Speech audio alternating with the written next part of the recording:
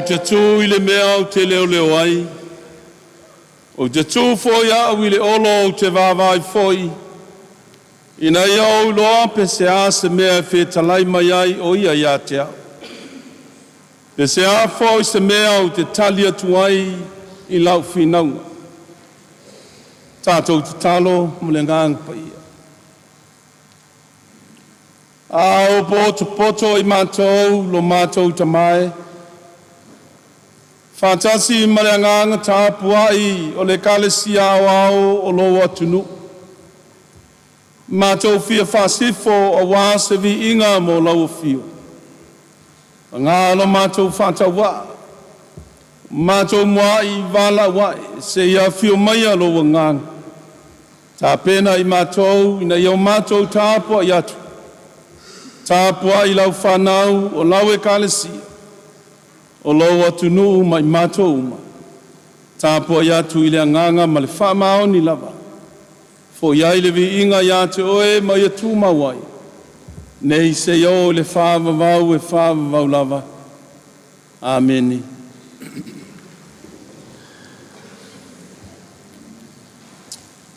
O le tātou pese le tua i le pese. Ua taitaina i tātou e la voi pese. Tātou tāpua i atu i le tua i le pese.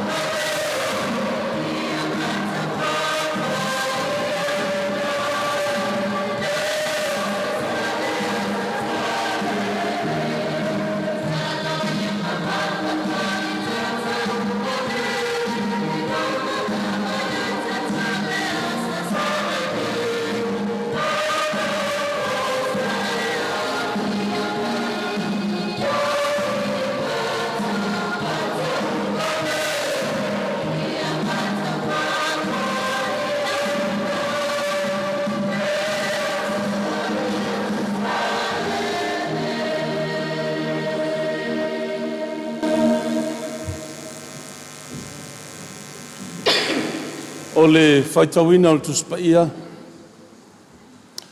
Mai whenga i tuai, tusi o kenese, ta upue, sfulma le valu. Tātou te whaitau whelaflafoa i mai whaiupa sfulma le ono. Se whaangata i le whaiupa tolu, sfulma le tolu. Kenese mta upa sfulma le valu. Le a tātou whaitau whelaflafoa i. Mai le whaiupa sfulma le ono. Whaangata i le tolu, sfulma le tolu. I nā whaafonga ia o whionga pa ia o tātou atua. Ma tūlai lea o ia tangata nei le mea. Whasanga atu i so toma.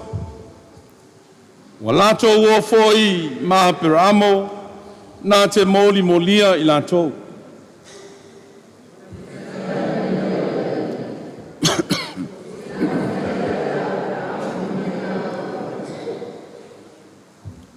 Wa foi o Apera'amo le awhai o ia matupunga o le nuu tele male malos. Manuia fo ia te ia o nuu uma o le lanulangi.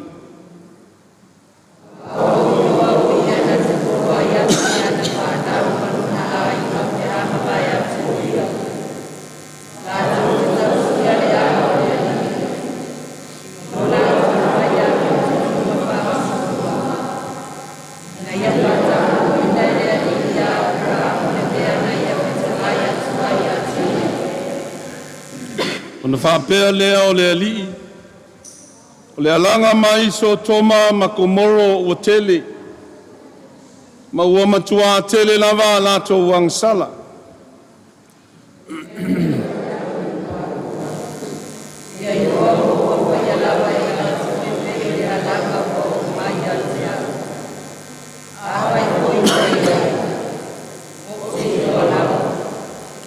Ona tuua lea o lea mea i nei tangata, ua atu so toma. Au Apera'amo ua tūpea o ia i luma o lea li.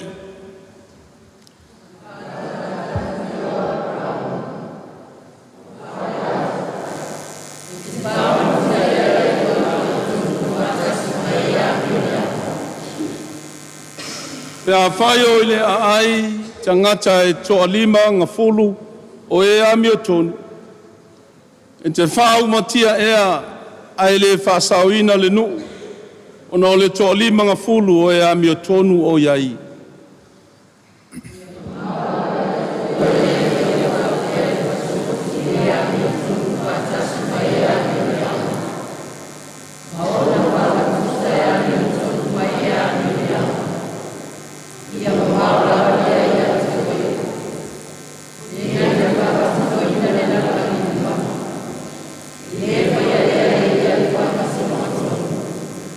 Ona whapea mai lea o le alii.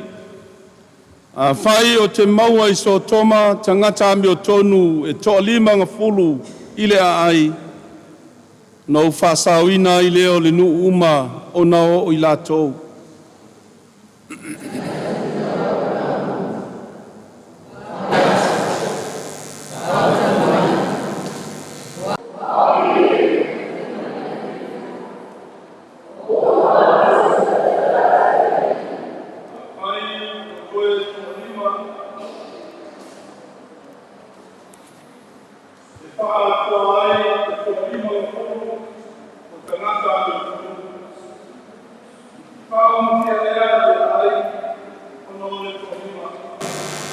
Na tali mai lea a ia. A whai o te mauai to a whaanga fulu ma le to lima. O te le wha umatia lava.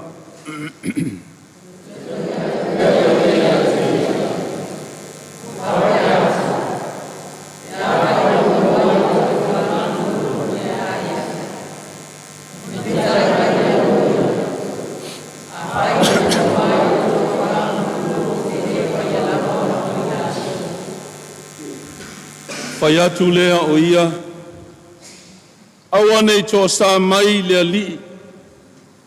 An se iau tō e whai atu. A whai ua mawai se toa tolu ngā fulu e a ea. Ni whetalai mai lea o ia. A whai o te mawai se toa tolu ngā fulu o te le whai alava.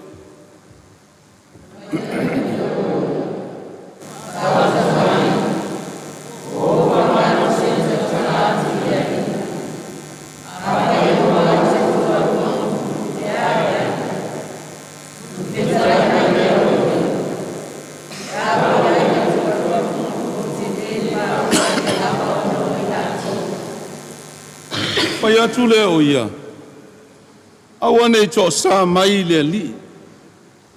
Se iau whai atu le toi upu lea. A whai e mawai se toa se fulu e a ea. Na tali mai lea o aia. Pe ao iai se toa se fulu o te le wha umatia lava o na o i latou.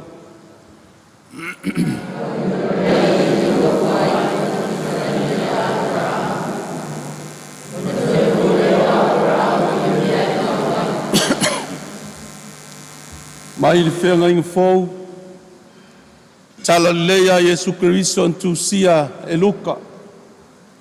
Lona mtau pe lua sifuru le lua. Lona whai upu e tolu sifuru le iwa. Se whangata i le wha sifuru le ono. E ngalia luka mtau pe lua sifuru le lua. Whai upu e tolu sifuru le iwa, whangata i le wha sifuru le ono.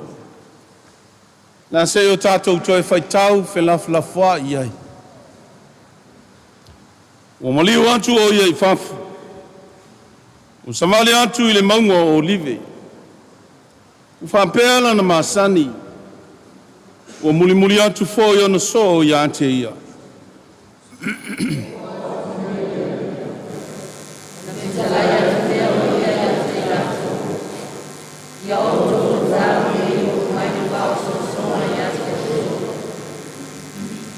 Ona maliu e se lea o ia te ila tau, e pe o le tongi o le maa o na mamao. Ona tō tuli ai lea o ia ua te talo.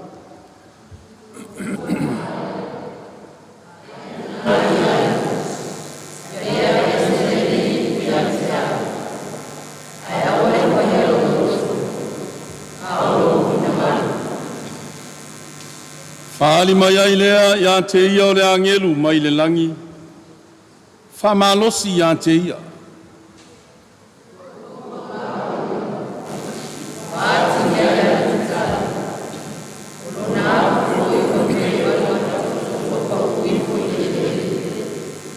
Tulai o ia sa te talo. Maliu atu lea i on so ua maua i la tō ua momoe ina ua ti ngā i le alofa.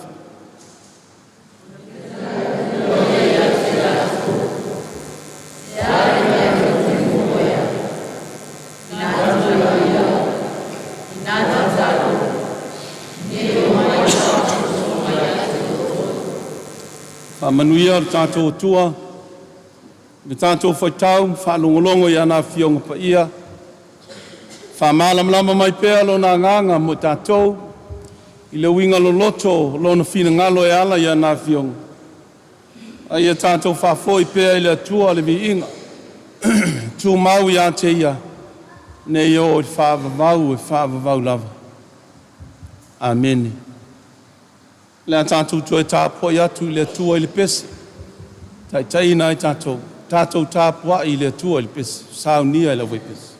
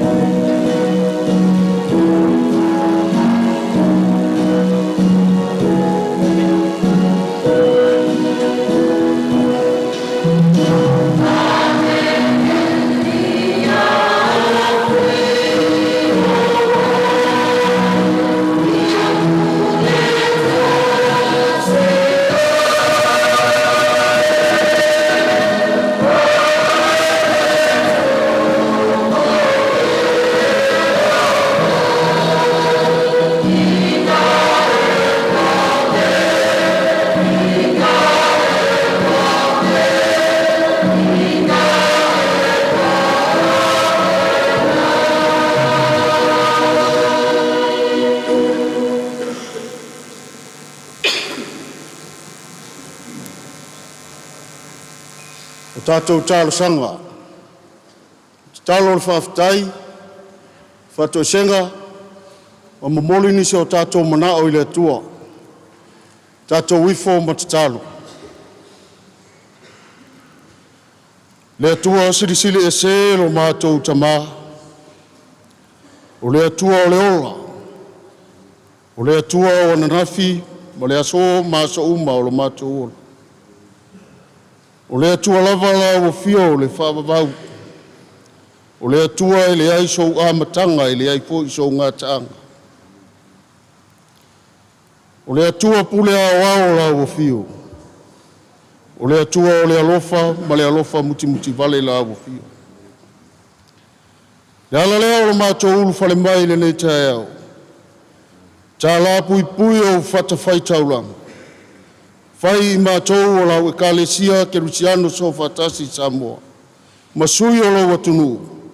Se i momoli la mātou whaafitai ma le whamalo i lau pule alofa ma lau tausinga alofa. I le soifua ma le mātou ola. Whaafitai le nā vai aso o alu atu. Whea ngai ai o lau atunu i whiau ma ngā luenga. O le anga i se sae ma le anga i se sifu. O ngā luenga wha le malo, ngā luenga wha le kampani. Bisinisi tū maoti, sa ilinga manuia EKSS. O nai whanau i le atu ma le toe fo i mai a o onga. O nai matua tausi ma o tamalawa, tā po ia whaiva o lo atunu. A o au na tutofi so se whata whaitaulanga. I le lātou no ngā manu a wāsa manuia o tangata lautele. Whawhitai ua whamalo pule i lo walofa ma lo wanga lei. Whawhitai la o whio o manuia si o mātou atunu o Samoa. O lo mātou whasino manga. Mai lava iona tai se ia pāia se wau pito i titi. So se tangata o so i fua maola i tutono le lei atunu. Whawhitai lo walofa ma lo wanga lei tamā. Whawhitai wa manuia le au te tele o au Ekalesia Kerisiano Samoa ma le lalolangi atoa. Mai lava iona tai se ia pāia se wau pito i titi. Whawhitai lo walofa. Wa tū manu malo lo wanga lei le soifua ma lo mātou ola. Whawhitai wa manuia fo i se o mātou Ekalesia o lo mātou whasino manga na e Toeina. Lau Ekalesia Kerisiano so whatas Samoa mātunu e mamao. O iai ona tai pe ona iai na yo mātou mātua i ngā ruenga. O whai ma tai o lau whiau ma lau ngā ruenga i le Ekalesia o au. Whapea fo i le au whai ngā ruenga o e titofi e lango o lau whiau ma lau ngā ruenga. Whawhitai wa whamalo pule i lo walofa ma lo wanga lelei. Whawhitai ta mai uia fo ina pesi le whamai le nei vai tau i nai whanau. Ai whawhitai o lo ui mai lo mana whaola ia au o li i matamai taifo mai. La tau te fofo ina ia tula. Whawhitai ta mai lo walofa ma lo wanga lelei. Whawhitai o na lo whao ngā ina o lo mātou whatau waa. E ala atu ai lo finangalo i tonu o leona. Whawhitai au mea alofa, o tāleni ma ngā waa. O so se tafa le nei ola wa e whao ngai nai le soifua ma lo mātou ola. Whawhitai wha ma lo pule i lo walofa ma lo wanga le lei. O manuia le taape ma Sala'ilua si o mātou atunu o ai maise o nei o mātou ainga. I so se tafa le lalolangi. O le ngata i sa ili ngā manuia. Ai ua whapea fo i nai whanau ia o onga. Whawhitai wha malo pule i lo walofa ma lo wanga lelei. Whapea fo i tutono se o mātou nu o mātou nonofo mau mawai. O lo mātou whasino manga na au mai la ufio mātou tino nofo ma soifu ai. Whawhitai ua wha malo pule i lo walofa ma lo wanga lelei tamā. Whawhitai ua manuia so se tasi. Tāpe ma Sala'ilua i so Siutu o le nei atunu o Samoa e whapea foi atunu e mamao. Whawhitai lau tausinga. O au mea alofa ala EKSS i le soifua ma lo mātou ola. Mātou whawhitai au a fionga pa ia. E whamala malama ina i pēa lo mātou pongsa. Whai ma tāpasa ma ta i ala o la mātou sāwaninga. Whawhitai lo wanganga pa ia. Tau tōrua ina. E taimi mātou te tau whaavai vai ai. A lo wanganga e tū musu ma sosoni ina i mātou. Sili o le mātou whawhitai o le taulanga soifua. O le soifua o Iesu Kerisiano o le mātou alii ma le mātou whao. Na ofo ato ato ina ia maua I mātou le ola e whawawau. Tu mau I lau o fio le vi inga ma le whawhitai nei māso umalava e o le whawawau. Mātou wala au ta māse I elofa whamangalo I mātou. O I mātou lava o tangata e tumu li se ma le anga sala. I se pea I taimi uma o le ola. Le aiso mātou ato atoa. Whaatumu lima la mātou tautua ma sa mātou au nanga. Mātou te le whamaoni fo I au au maungaruenga na tui na ipu. Mātou te au auna ma tautua e ngā rue au auna mō lau fio. Ta māwha mole whamangalo I mātou. Loa na e sila fia o mātou lotu. Le aisa mea e lilo I lau sila whangata maa. I mātou lava o tangata e se pea māngasala. O mātou atu lava ma le loto ma walalo ma le whanau nau I lau fio. Le toto Iesu Kerisiano lo mātou wali I ma lo mātou whaola. E māngalo ai o mātou se ma o mātou leanga. Mātou wala au le atua lo mātou tamā le tāpua inga lo watunu le nei asu. E anga le ifo ma e whamanuia. Whamanuia se o mātou watunu o Samoa. Iona taitai se ia paia se wau pito I titi. Whamanuia lau o fio mai I lātou se taitai inga le lei while mua I Samoa. Mātou wala au fo I Manatu le mātou te talo lau Ekalesia Kerisiano so whatasi. Samoa ma le lalolang. Anga le lei lau o fio ma ia whaatupu pea ma whaola lau whiau ma lau tala le lei tutono lau Ekalesia. Nga le lei fo I lau o fio I le lau o le Ekalesia wao. Pe iona iai le taita inga si o mātou tamā ma le tinao le ngaruenga. Maisa o le susunga le Autu istusi ma le teu oloa le Ekalesia. Anga le lei lau o fio ma e whamanuia ia I lātou. Whamanuia lau o fio I le Ekalesia ia pia. O iai le sunga ia Bismarck ma le Ilandi ma le Ekalesia. Nga le lei lau o fio ma e whamanuia I le Ekalesia ia le isa. O iai lau au auna ia tuumua ma tipa ma le Ekalesia. Whapea foi o na eanga le lei ma e whamanuia atu ia tunua mamau ia ukilandi. O iai lau au auna ia tovao ma le whanatua ma le Ekalesia ia ukilandi. Au whapea foi sa mātou mafutanga ma lau au auna nei ma le tina. Nga le lei lau o fio ma e sanga whamanuia ifu. Ia tupu pea maola lau tala le lei ma lau whiau tutono le nei ai. Nga le lei lau o fio, si o mātou nuu nei, le lātou tō wha ma le moe, wha moe ai le manuia o le nuu, mo ātai au ma e nua. Nga le lei lau o fio I le nei foi vai tau o le tausanga, mātou wanga atu le wha I unga o le tausanga. E li elo mātou atua mātou te lalafo pea I lau o fio, o e te wha taunu wina mea uma mātou te mana na oai. Mātou wala au le nei asu. Se taimi o mātou whanangolongo I lau au auna, I le upu fola. Se I alofa tamā whau u lau au auna. Ma I le alofi o na vai se I pa ia le tumuai. Anga le lei lau o fio ma e whanganga neina. Whau fo I le mātou whalongo. E se alo whetalai mai ala mai lau au auna. Mātou te talo ia. Whaatasi ma le tele o mātou manao ngalilo o le mwhai o na whaitau. Mātou la fo I atu I lau fio I whaia pea lau finangano. Ai au alava ma o mātou lotu. Sua whapele o Iesu Kerisiano lo mātou wali I ma lo mātou whaola o tatalo tuaini. Amen.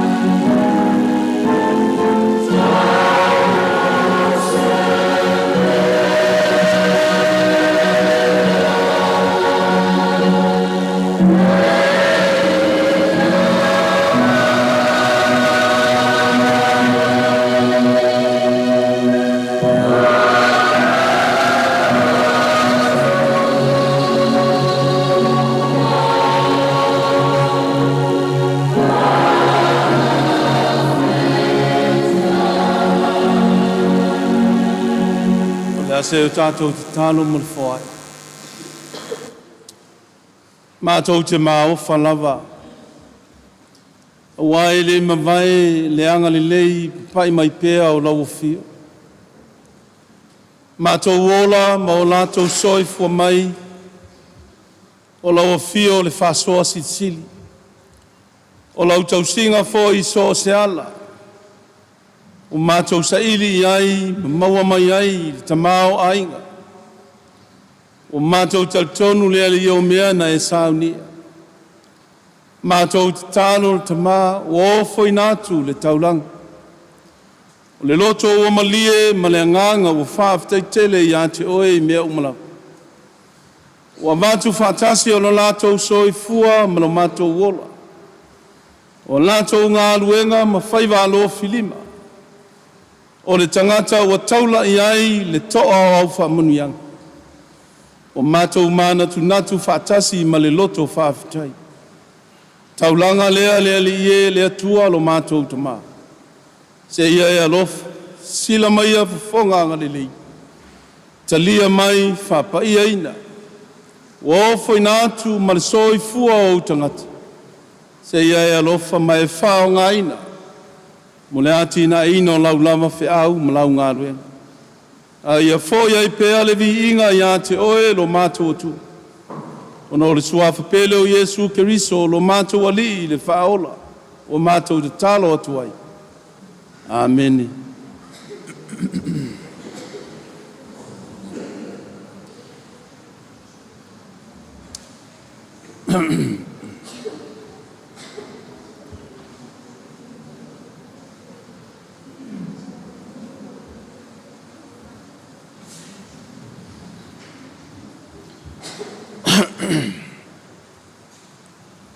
O le avanoa le nei, whanau o le Ekalesia, a wāfo e lātou fia mōli mauina pēa, whiau ar tāla ni lei, e ala ilo lātou soifua mōli mau. Ngātu le avanoa, mo whanau o le Ekalesia, e ao ngā sā, ma le inga whai aonga. Lau sunga fo i le awa o le tāla ni lei, ma le whanatua, fo i lo tō tina. Nuia le whiangai e whanau, ma le whiau, o le nei sapati.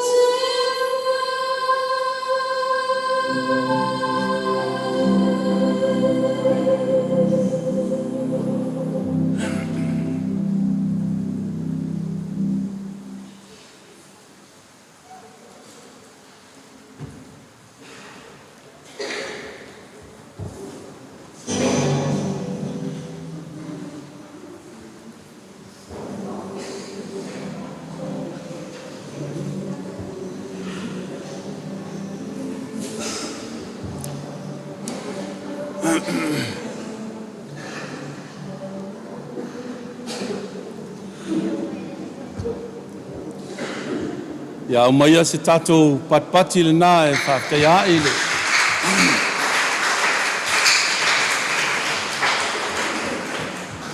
Io e whanau manei anau tōu whaewengalia le whiau e pule le atua.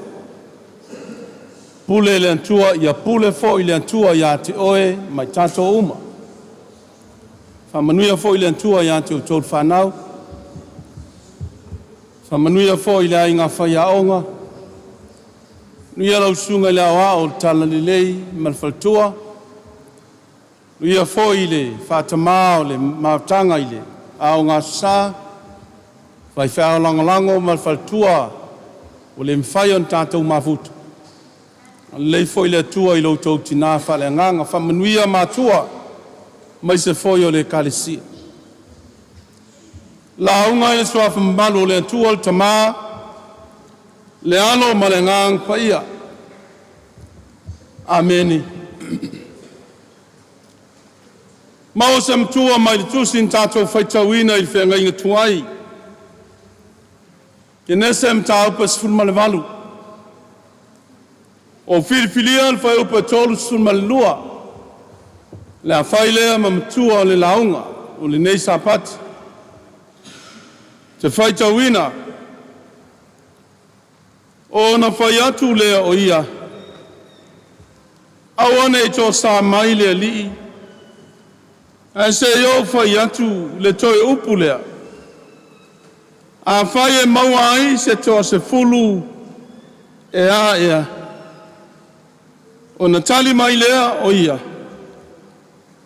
Te a o iai se tō se fulu o te le wha umatia lava o na o i lātou. O le Manatu Autu o le nei asu. Tus whaitau waso o le Ekalesia. O lo whapea mai. Ua whatonga atu Apera'amo i le Atua. Ua whatonga atu Apera'amo i le Atua. O le Manatu ao o le nei mai aso, o lo whapea mai. O le tūtu mau ma whina whinau. Persistence. Manatu o le nei sapati, o lo whapea mai. Whatonga atu Apera'amo i le Atua. Abraham Parkins with God. Le to tau whaua se tala o Apera'amo. A fesili i le whanau. Mua. Oi na whaia oe. Ni tali o le Atua. O ai lo whaola. O le tali o Yesu. E mawhai o na tātou whātūlanga ina fesili uma. O le taua mata ina. O le ola whātua o le whanau. Ma whāta oto ai e lona tolu le fesili le nei. O ai le tamao le au whātutu. E lau vivilu ai le whanau lea. E o ai so se tangata whai tautus pa ia. Ma tali tonu le whāsoanga, ma le whāsolonga i le Atua. O ana mea lofa tū lima i le lalolangi. Uminga le o tala i le to e tau whaua se tala, pe to e tau whawhatu. E anga o le tamā ua ilonga. O ia o le tūpuanga o le whātua. Tangata i le lalolangi.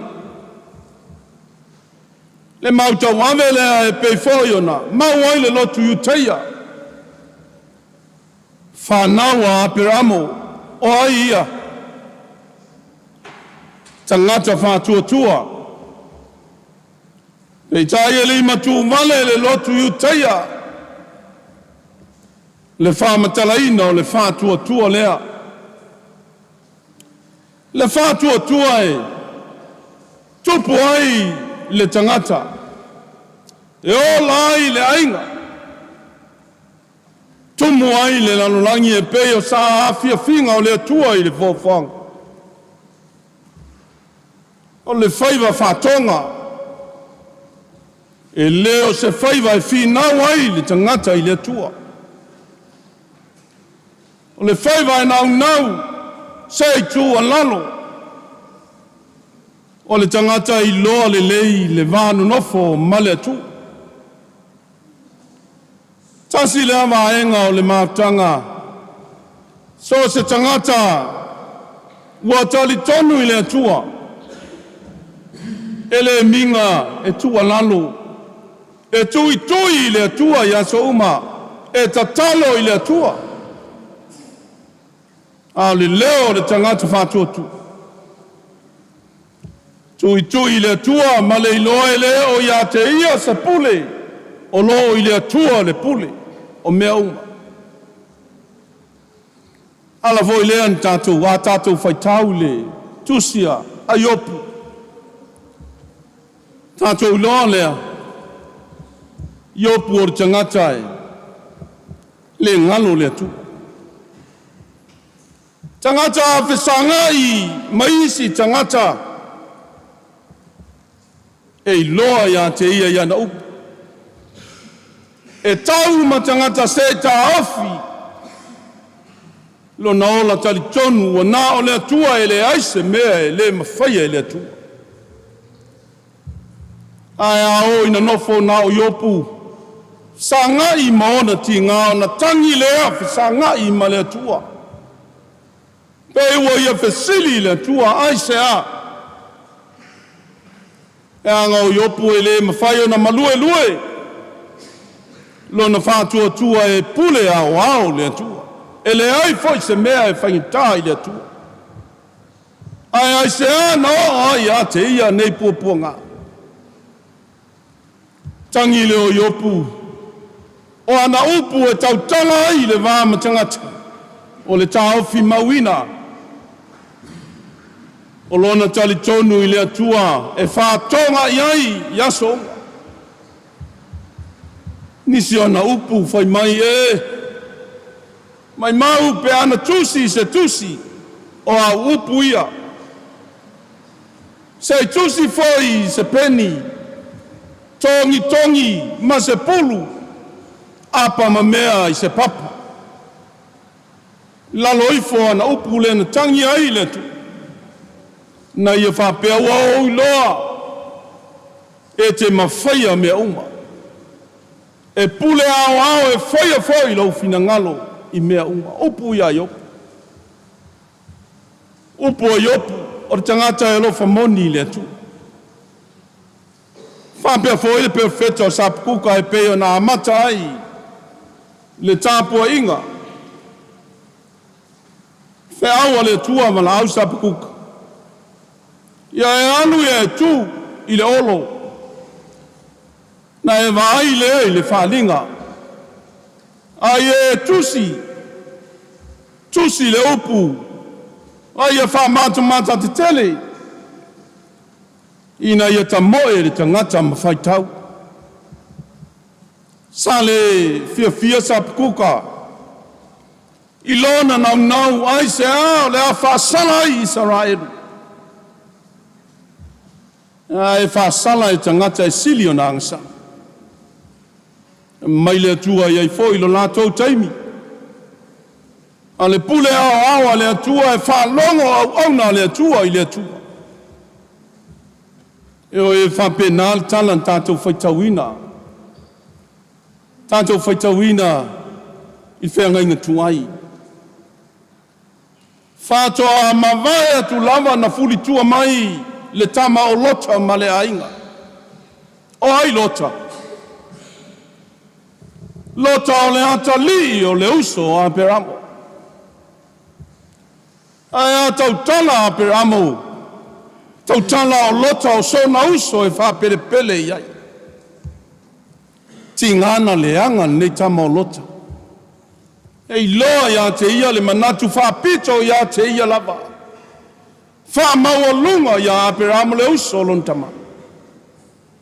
E tu maua le lofa o Apera'amo ia te ia.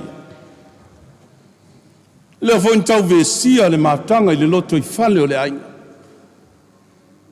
Le ale tala Apera'amo. Sauina e fili. A e manao e te alu le tu lea no walu le tu lea. A e manao le tu lea o te alu le tu lea. Ma nei a mo le tō wha whetalai, whetutu nai. Tangata e alofa moni, tausi le file mu. Al meu tātou maua. Wa mua na fili e lota. Le ma matango fie I le vai. Le a whaina le ia Apera'amo. Le a le tua le nā ele ma le nānu. Wa ngalo le tua. Ngalo ia lota malona a inga. Ina o se ei le nu le lei ngalo le tua. Tangata ia no wa e ia Apera'amo e peon tātou whaitawina. O a ngelu o le tua. Whamawina le tustana o kenesi. Whamai waoa ele leo le angasala. Mai te tonu komoro masotoma. Fe aule no mai a ngelu ia o. O e susonu ma whatau nu.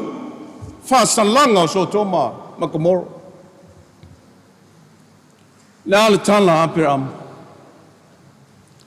Talo fai, tangata ele mawai le rofa. O lona tiute le finau, le anga o le finau e tupu ai le vevesi. A le whatonga I le tua nalo, se au maia le file mu. Tātou te Faifeau I le tala ia Apera'amo. Le anga o tangata, o ia au maia I le o onga lea. I le mawai le alofa wha le atua. Le alofa le na laion whatonga. Whatonga ina o whai mai le atua ia ngelu. O le whatafuna komoro masotoma. E tu Apera'amo I lumo le tua. Ai le tangata ai. Ia ngai ai le atua. O le mea leo o mautinoa, e manino ia Apera'amo lona whātau wā. E ala foi leo le whai mai o ana upu, aua nei tō sā lea li ie. Na tō e whesili a leo Apera'amo. E atu fitu o na whātonga pēr. Mai ai le 5 se ia oi ni nai tangata se tō se fulu.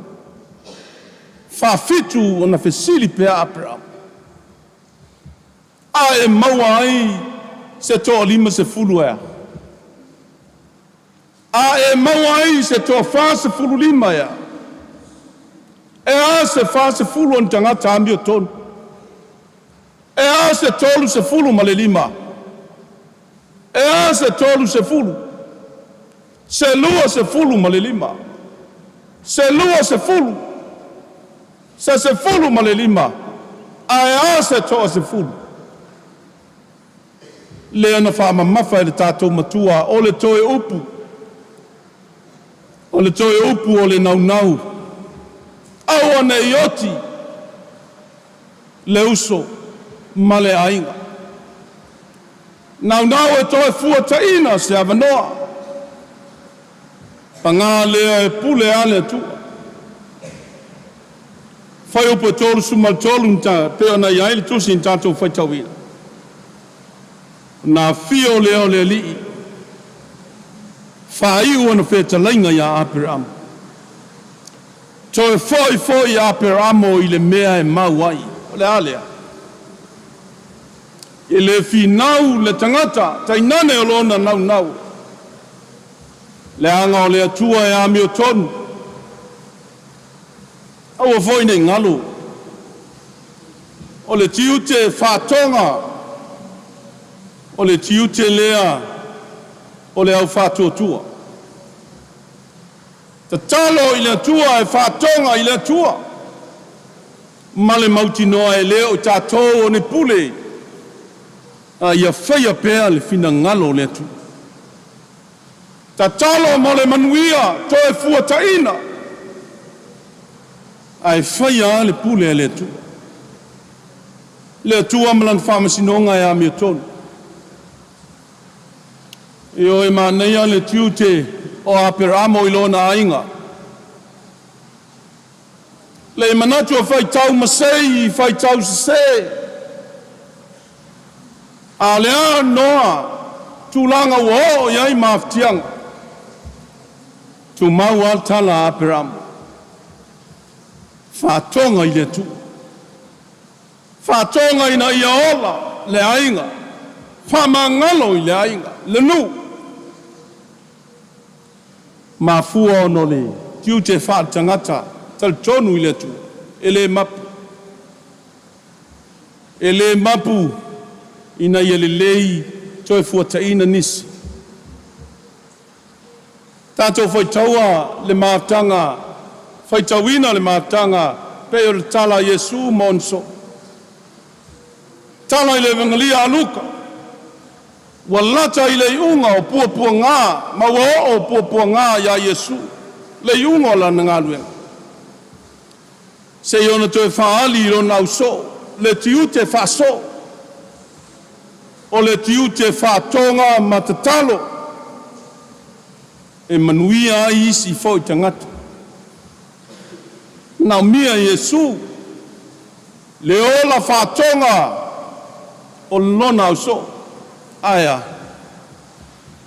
wa vai le au so. Vai le au so. Wa le la mamao na whatonga i le tua. Wa manatu ifo le tangata ia te ia. Wa whaia ina maua tuu. Tō whaia ina le ola tau so ina. Ale an tātou whaitau le nau Yesu. Foi whatolu, o le ale meo whai. Wa le ai se soi fua te talo le au so. O le te talo, o le whatonga lea tangata i le tua. E te talo mo isi, e te talo mo ia fo. Wa le whapea le talo le au so o malalato whato. Wa ngase e wa fia mo moe. Le ala foi lea na lento i lalo. Ioe, le Ekalesia pele. O lo whatonga mai pēr foi le li i mo tātou. Aone ngalo. O le whaiva e whatonga ai tangata i le tua. O le whaiva o le au Kerisiano Atua. So si tangata ola. Whatua tua i le tua o lona lea tiuta. E whatonga malele whapito manu iatas. O le manuia o le o tili. E nganga fo i lea o le talo pea o le Ekalesia. Malana ana pongi tausi. Ina ia manuia matupu ngā luenga le tua. Ina ia tupu i le alofa e whetalo talo ai. A tātou iai te tonu o whainga tā o le lalolangi. Le lalolangi na iai noa malota. Le lalolangi angasala. Wa le aise i loa o le tua. Le lalolangi sa te tau na malosi ai, le ola te talo. Le ale i unga. Whata funaina. Talo fo i lea le Ekalesia. Aua tātou te vai le whai te talo. Aua tātou te vai e whatonga i le tua. Whapea fo i le wheau mo Samoa, lea tunu peli. Whesili, se awa, tele ai pua ngā I tu tonu o le atunu. Fasi o te tangata. Le maruana. O le aisa. O le moli lulua. O le manatu whapito. Ma le wha maualunga. A lea tātou te wha longo pēa iai. Wa le mawhai o na manatu le tangata se ia tū whatasi ni tangata se lua. E ala I le alofa wha le atua. Ua manatu whapito. Wa le malo le tangata. Faifeau le anga. E tātou te iloa. Samoa le atunu peli. Fe au foi lea. O le nei sapati mai le Ekalesia. O le tu alalo. Ina iaua. Nei whatafuna ina Samoa. Ina ua ngalo le tua. Taitaifono o le malo Samoa. Whapena le te talo o le Ekalesia. Talo I le lei ma le mātango fie. Talo mo le ola o Samoa Atua. Wa whatalinga tuli. Nisi e ala I le upu o le atua. Ma le tatalo o le atua. E le o fiu foi. Le o fiu le Ekalesia te talo. Te talo foi a le Ekalesia e te talo ma le loto e wha maoni. Te talo ma loi mata. Tuli vae ma le loto nau nau. Ina ia fua mai a Samoa. E le tasi se Ekalesia o whaia le whaiva whaatonga I le atua. Ina ia manuia le atunu. Whanonoa pe a whai e whaia I le Ekalesia le whaiva te talo. Ai whaia e le. Tai o le atunu. Na totofi e tu malo. Le whaiva o le whau, whaatuku me vesi. Whiau lea o le nei sapati. Maia le loto e tasi. Na ia tutu whaatasi. Se Samoa mātango fi. Ao ina tu vesili. Pea se alavawa. Falute whatai o whanai. Wa ai matua mwhanau. Wa fo I le au ngā tū pulanga o le nei vai tau. Wa. Tele whanau. Wa latou le iloa le mātango fie o le atua ia I latou. Nisi fo e whanau o le whalongo I matua. E u leo lea e. Masani ai whanau o le au ngā tūpulanga o le nei vai tau. Wa uma o tō waso. Pasia fo I lau tō upu ma lau tō tala. Ai wa wheu talinga. Talo whae matua o Samoa. Au o le fiu. Le tātou whatonga I le tua. Au wā whanau o Samoa. Wa mau. O le isi fo I tū. Ua tumu Samoa e ala I ato e amo e tina I afiafi. Ao ina tau pupongi mai le tau afiafi o le taimi o Talosaga whea ngai ai ainga ma le atua. Wale ai le tina, wale ai le tamā I le ainga. Le ala alto I ngā whatonga. Whatonga ai lo ainga I le atua. Whea le tamā. Lai whailo na loto e ala iana. Tau mawhanga pia. Whea le tina. Lai usu e alu whatali pasi. Lai oso e alu whatali pasi. E alu e taalo I le pinku. E leo se suinga le anga o iai Samoa I nei o na pō. Suinga fo e manuia ai ma tina e ainga. Ai whailava ma suinga. Whatafuna ina ai Samoa. Pea whai ua ngalo le tātou whatonga I le atua ma le loto whamaoni. Whea e a mata mai ai. A mata mai le loto I whale o ainga I mātua mwhanau. Ta ma le tina whangai. E iai fo I laulua whatonga ma mate I le atua. Io e Samuel Faifeau lea. Le Ekalesia pe le Faifeau fo I lea mo I tātou o na taitai. Faifeau mo mātua o au sina o le Ekalesia. So se tūlanga tofu. Malawina oe mau mai tātou unga. Ia tātou whaia le whaiva le whātonga I le tu. E manuia I Samoa. Iesu Keriso I ona whaiva e whātonga pēa, whātonga. Mawala au pēa e whāmalus. Na o ai le sātauro. O lana toe wala au lea I le tua. Aua ne whaia lau lotu. Ai a whaia lau whinangana.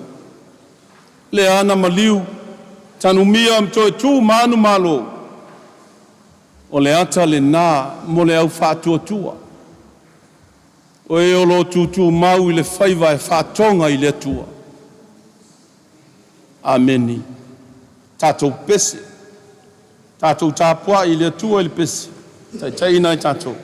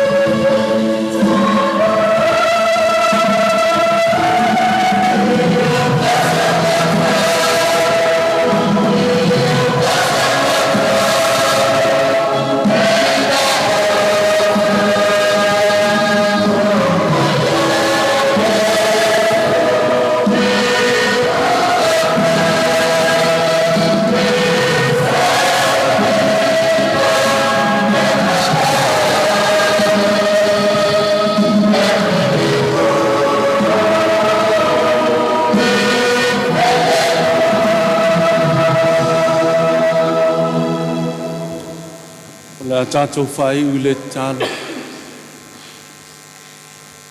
Wa uma le ngā luenga a le tangata. Le atua e o le mana se i e wha matala. Moli moli o i loto mā nganga ina ia mātou tutupu. Ma o lalo wa tunu i lo fina ngalo. O le fina ngalo alofa lava lea. O le amatou tu ua lo manuia ma lo file mu. Le alofa sisi le ese o Yesu Keriso lo mātou ali le whaola. Tu mauna aftanga ma lo nganga pa ia. Ia ilunga o lau Ekalesia, ia ilunga o lo wa tunu. Ia ilunga o lau whatua tua ma le lanolangi au au. Tu maua i nei se o le whaavavau lava. Amen.